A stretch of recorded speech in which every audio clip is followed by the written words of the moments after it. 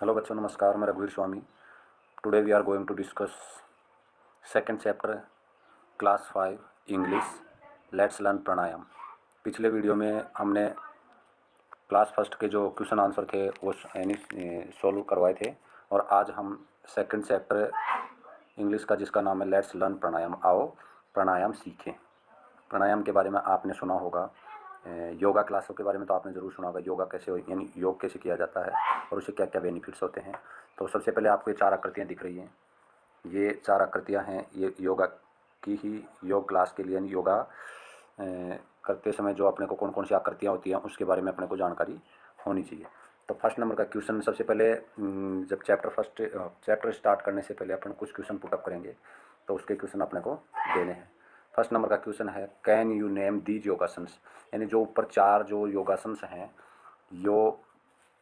ये जो 4 योगासन्स हैं उनके बारे में क्या आप इनके बारे में जानते हैं, इनके नाम जानते हैं? यदि हाँ तो यस करना है, और नो तो, यदि नहीं जानते तो आपको नो लिखना है। या तो यस करना है या तो फिर नो लिखना है। ठीक है। सेकंड नंबर का क्वेश्चन है आपके, which of these do you perform in prayer assembly, यानी विच कौन सा of these do you perform in the prayer assembly. इन जो 4 योगासन्स हैं इनमें से कौन सा योगासन्स आपने प्रेयर असेंबली में, यानी प्रार्थना, जो सुबह आपने प्रार्थना करते हो उस समय कौन सा योगासन्स आप यहाँ करते हो?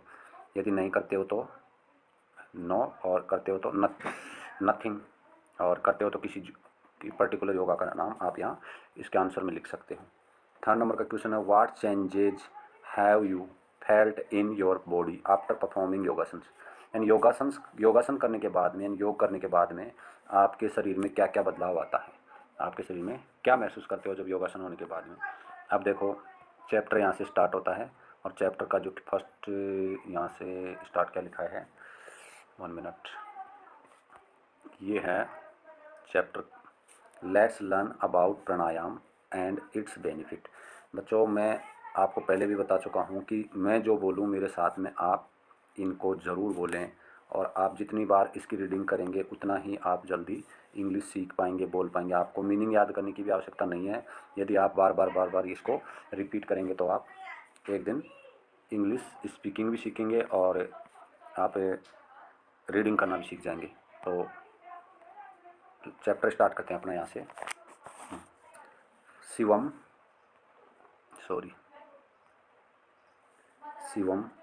And Nitin were students of class 5, यानी Shivam and Nitin were students of class 5। Shivam और नितिन क्या हैं? 5वीं क्लास के स्टूडेंट हैं। वन डे एक दिन, दे गोट अप अर्ली, वे एक दिन क्या होते हैं, जल्दी उठते हैं।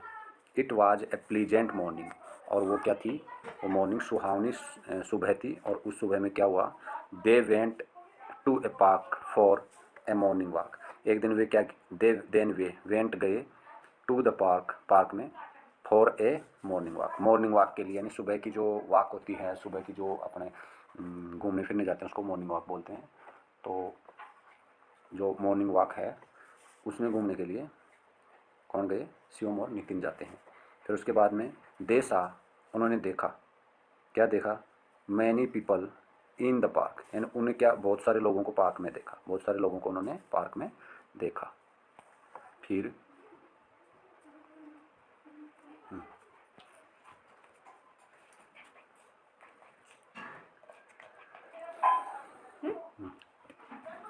सम of them were running on the track, उनमें से कुछ तो क्या थे, सम ऑफ देम यानी उनमें से कुछ, वर रनिंग यानी दौड़ रहे थे, on the track around the park, यानी जो ट्रैक, पार्क के चारों ओर जो ट्रैक बना हुआ होता है जिस पे पैदल चलने का रास्ता होता है या घूमने का, तो उस पर कुछ लोग तो क्या कर रहे थे, दौड़ रहे थे।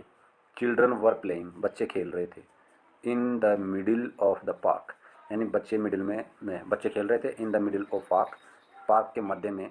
सम पीपल वर सिटिंग, कुछ जो लोग थे वो सिटिंग यानी बैठे हुए थे, एंड मेकिंग बना रहे थे, मेकिंग यानी बनाना, डिफरेंट पोजेज अलग अलग आकृतियाँ, यानी पार्क के मध्य में कुछ लोग बैठे हुए थे और वो क्या कर रहे थे, डिफरेंट पोजेज बना रहे थे, यानी अलग अलग आकृतियाँ बना रहे थे। जैसे आपने शुरू में अपने आपको 4 आकृतियाँ अलग अलग दिखाई, तो उस प्रकार से वो बना रहे थे। शिवम वंडर्ड, शिवम क्या हुआ, आश्चर्यचकित हुआ, वंडर्ड यानी क्या होता है, आश्चर्यचकित।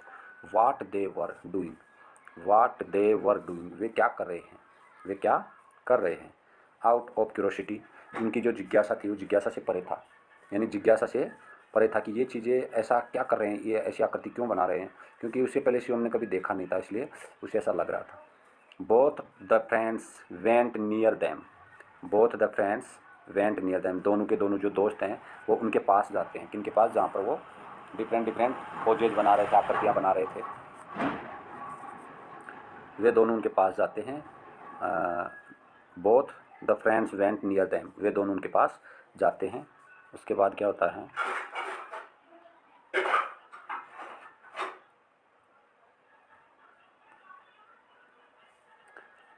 There was a yoga teacher, there was a yoga teacher, वहाँ पर क्या था, एक योगा टीचर था, यानी योग कराने के लिए जो टीचर होता है उसको योगा टीचर कहते हैं। Who was giving instructions, who was giving instructions to other, यानी वो क्या कर रहा था, इंस्ट्रक्शंस दे रहा था, निर्देश दे रहा था। इंस्ट्रक्शंस यानी क्या होता है, निर्देश देना। वो निर्देश दे रहा था अदर्स यानी दूसरों को, जो उनके अपोजिट साइड यानी उनके सामने बैठे हुए थे, उनको क्या दे रहे थे, वो इंस्ट्रक्शन यानी निर्देश दे रहा था कि आपको किस प्रकार से योगा करना है, कौन सी आकृति में कौन सा तरीका अपनाना आपको, तो ये सब वो आदेश या निर्देश दे रहे थे। ही सैड, उन्होंने कहा, माय डियर फ्रेंड्स, मेरे दोस्त, let's learn pranayama in today's yoga class, यानी there was a yoga teacher who was giving instructions to other, यानी वहाँ पर एक योगा टीचर था जो उन्हें निर्देश दे रहा था। ही सैड, उसने कहा, किसने, ये शिवम ने, नहीं सॉरी, वो योगा टीचर ने कहा, माय डियर फ्रेंड्स, जो वहाँ बैठे हुए बच्चे थे या बैठे हुए जो वो कर रहे थे, योगा कर रहे थे, उनको वो निर्देश दे रहा था। उन्होंने क्या कहा, my dear friends, let's learn pranayama in today's yoga class, अब मेरे दोस्तों आज चलो हम योगा सीखते हैं इस क्लास में, जो योगा की क्लास है उसमें योगा सीखते हैं। उसके बाद what is pranayama, somebody asked, उनमें से कुछ ने पूछा व्हाट इज़ प्राणायाम, प्राणायाम क्या होता है, समबडी आस्क्ड, यानी उनमें से कुछ लोगों ने यह पूछा कि प्राणायाम क्या होता है। तो इसमें वो बताते हैं कि pranayam is a control and extension of the breath, यानी प्राणायाम होता है जो अपनी जो ब्रीथ होती है ना, ब्रीथ होती है मतलब श्वसन क्रिया, ब्रीथ यानी श्वसन क्रिया को कंट्रोल करता है।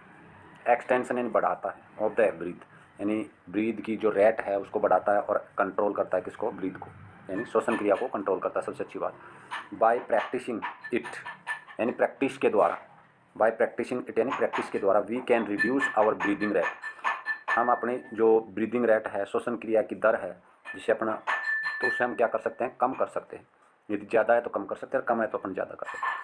तो ज़्यादातर जो लोग होते हैं उनको बीपी हाई होना और ये श्वसन क्रिया की दर तेज़ होने के कारण वो श्वास जल्दी जल्दी ले पाना है ना, तो ये सब ये प्राणायाम के माध्यम से इसको कंट्रोल किया जा सकता है। और ये ब्रीदिंग रेट है, इसको श्वसन दर बोलते हैं। Reduce breathing rate has a lot of benefit, यानी जब अपने जो ब्रीदिंग रेट है ना, यानी श्वसन क्रिया, इसको कम करने के कई बेनिफिट हैं, कई फ़ायदे हैं। आप बोल रहे हो कि आप पूछेंगे कि ब्रीदिंग रेट क्या होती है, तो अपन 1 मिनट में कितनी बार सांस लेते हैं, एवरेज अपन 16 बार सांस लेते हैं। यदि इससे कहीं ज़्यादा है तो इसका मतलब है कि हमारे शरीर में कुछ ना कुछ समस्या है। तो इसको कंट्रोल करने के लिए यदि 1 मिनट मान लीजिए 25 से 30 बार होता है या 40 बार हो रहा है, तो अपन जल्दी जल्दी सांस ले रहे हैं, तो इसका मतलब आप अपने शरीर में कई समस्याएँ हैं। तो reduce breathing rate has a lot of benefit, यानी ब्रीदिंग रेट को रिड्यूस करना यानी कम करने में, रिड्यूस यानी कम करने में कई फ़ायदे हैं। It's slow down heart rate, यानी ये ब्रीदिंग रेट कम हो जाती है, यानी श्वसन दर कम हो जाती है, तो हार्ट रेट भी कम हो जाती है, हार्ट रेट भी डाउन हो जाती है, यानी हमारी जो हृदय की धड़कन है वो जल्दी जल्दी, कई बार अपन क्या करते हैं कि अपन घबरा जाते हैं, चार्जर उस कमरे में है सामने, अपन कई बार घबरा जाते हैं, तो क्या होता है कि अपनी ब्रीदिंग रेट है वो बढ़ जाती है, और उस समय हमारे दिमाग दिल पसीना आ जाते हैं, है ना, और दिल और दिमाग क्या है कि वो स्थिर नहीं हो पाता।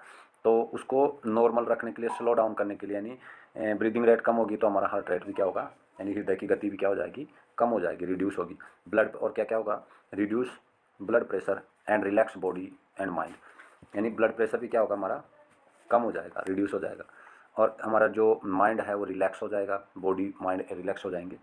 प्राणायाम इंक्रीज आवर लाइफ एक्सेप्टेंसी, और जो प्राणायाम होता है जो हमारी प्राणायाम इंक्रीज आवर लाइफ एक्सेप्टेंसी, और प्राणायाम क्या करता है, हमारे लाइफ जीवन की आशा को बढ़ा देता है, यानी जीवन जीने की उम्मीद बढ़ा देता है। तो हमें प्रतिदिन प्राणायाम करना चाहिए। आगे देखिए, pranayam should be done on an empty stomach. Pranayam हमेशा खाली पेट में करना चाहिए। Pranayam should be done on an empty stomach, यानी प्राणायाम हमें खाली पेट ही करना चाहिए। प्रेफरेबली, मतलब प्रायिकता में देखा जाए तो हमें खाली पेट करना चाहिए, और वो भी इन द मॉर्निंग, सुबह के time. You can also do it in evening, यानी तुम इसको शाम को भी कर सकते हो, but there should be a gap of 4 hour after the last meal, यानी भोजन के लास्ट भी जो मील होता है, आखिरी भोजन, अंतिम भोजन होता है ना, आखिरी भोजन आपने कब खाया, वो भोजन खाने के कम से कम 4 घंटे बाद में आप ये कर सकते हैं, नहीं तो आपको शरीर के लिए नुकसान हो सकता है। ठीक है। इसके बाद है, Shivam and Nitin got interested and joined the group after seeking permission from yoga teacher, यानी शिवम और नितिन हैं, वो गोट इंटरेस्टेड यानी इंटरेस्ट हुए, और टू ज्वाइन द ग्रुप, उस ग्रुप को ज्वाइन करने के लिए सीकिंग परमिशन, उन्होंने परमिशन मांगी फ्रॉम योगा टीचर से। The teacher started listening the step of pranayam, और टीचर ने प्राणायाम की स्टेप शुरू कर दी। तो आज के लिए बच्चों ज़्यादा वीडियो ज़्यादा लंबा हो जाएगा, इसलिए चैप्टर को आज सेकंड चैप्टर का जो फर्स्ट पार्ट है, इसको 2 पार्ट्स में या फिर अपन तीन पार्ट्स में भी, अपन 3 पार्ट्स में भी इस वीडियो को अपन बना सकते हैं, क्योंकि ज़्यादा लंबा वीडियो में बच्चे भी बोर हो जाते हैं और समस्या कई प्रकार की समस्याएं आती हैं। तो आज के लिए इतना काफ़ी, और आप सभी बच्चे इस वीडियो को 2 से 3 बार देखेंगे, और सब्सक्राइब और लाइक करना ना भूलें, और बेल आइकन को ज़रूर प्रेस करें ताकि आगे आने वाली जो वीडियोज़ हैं उनकी नोटिफिकेशन आपको मिलते रहे। धन्यवाद।